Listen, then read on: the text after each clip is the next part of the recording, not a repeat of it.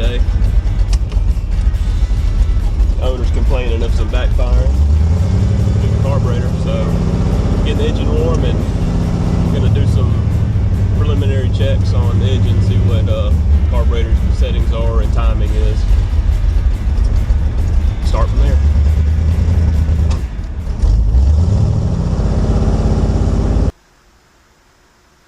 I'm back at the house after my test drive. Now, in my last video, I said this was a 350 engine with 350 turbo transmission, and that was a mistake. This is actually a 383 stroker with a 700 R4 transmission. This motor's got aluminum heads on it. It's got a 500 lift comp cam and a Brock air gap intake. The backfiring through the carburetor, you can see right here is burnt this filter up. First thing I see on here that I don't like is vacuum advance being hooked up. On any performance engine, I don't use vacuum advance. So what I'll do is take this off completely, put a nipple on this. Don't have to worry about covering that up. It's just a diaphragm. You don't need to cover it up. But I'm gonna take this off, put a nipple on it, and then I'm gonna start by checking my floats in the carburetor. I unhooked that vacuum advance line, put a nipple over there. Now I'm going to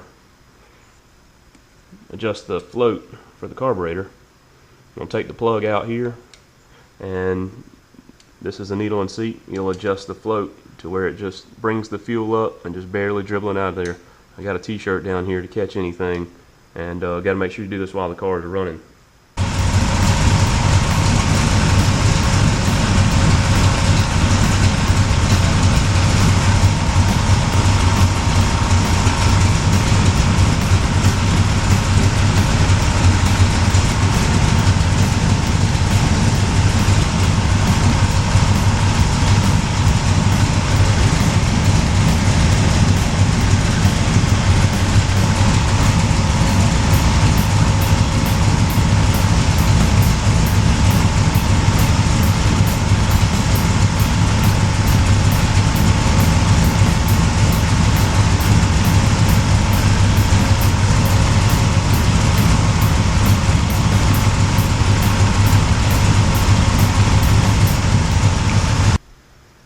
The fuel float is set now.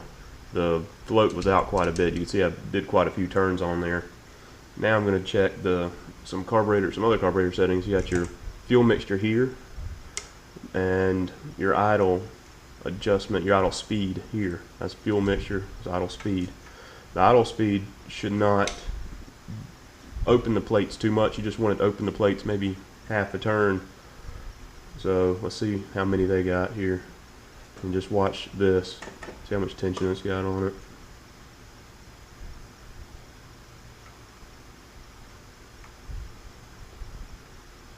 So that might have been open a little too much.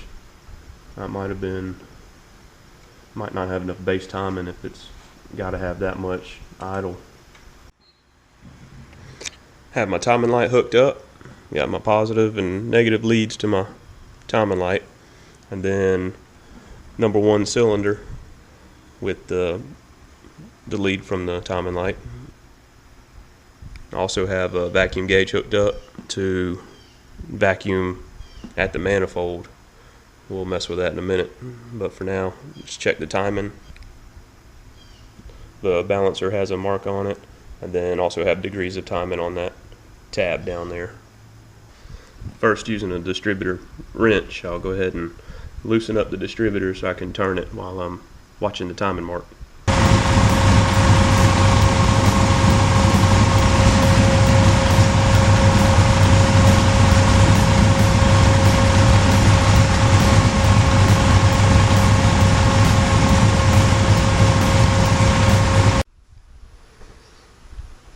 Set the base timing at 18 degrees, and reason I did that, it's got a high lift cam in it, so we want a good amount of initial timing.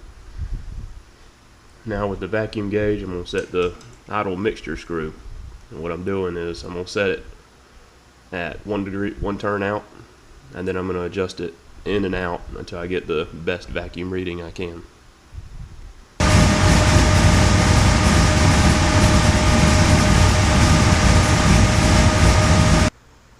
after I got my idle mixture screw adjusted and my idle speed adjusted, I revved it up a little bit. I noticed that there's a little stumble in the engine. So I looked in, it's got a 25 discharge nozzle. And if you look down the carburetor, I've already switched it out for a 31, and I've got the 31 that's got the extensions. Here's a kit here. It's got the extensions like that one. This one doesn't have the extensions. The extensions help get the fuel into the middle of the carburetor, so it helps atomize it. So I'm just going to put that 25 in my kit. But after I put 31 in, it runs good. It's revving good. So time for a test drive. Just doing a quick test drive here. Got it. Rain's caught us, so we'll see what it does. Feels a whole lot better to me.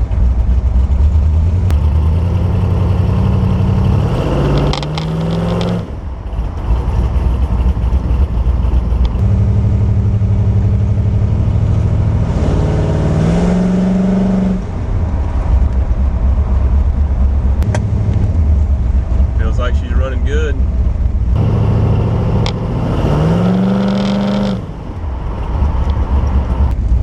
Hey, Bomb 79 wanted some burnouts on this episode, but can't do it because of the rain. Sorry, man.